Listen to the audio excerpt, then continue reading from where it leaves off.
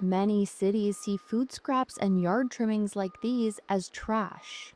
But here at the Staten Island compost facility, they'll be turned into a dark, nutrient-rich soil known as black gold, diverting hundreds of tons of food waste from the landfill in the process.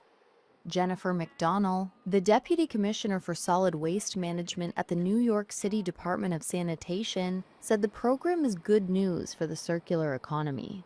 We're making this awesome compost that we can use throughout the city. It improves soil health, it helps with stormwater management, it makes our green spaces lush and healthy. New York City started its curbside compost collection program last year. This facility has long processed landscaper waste and now also handles the city's residential organic waste.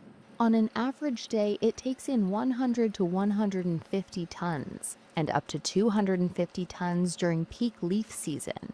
The waste is shredded, screened, and transferred into aerated piles where it stays for several weeks. The piles heat up to over 100 degrees Fahrenheit, which is hot enough to kill pathogens and weed seeds.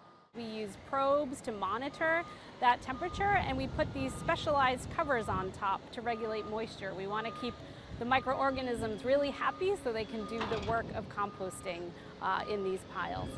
Nationwide, food scraps and yard waste are the largest share of household trash, according to the National Resources Defense Council.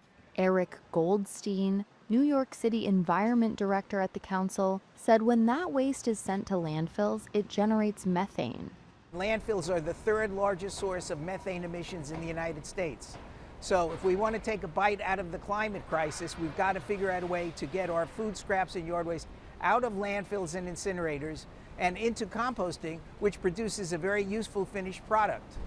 The city sells some of the compost to landscapers and distributes the rest free of charge to residents, schools, and community gardens.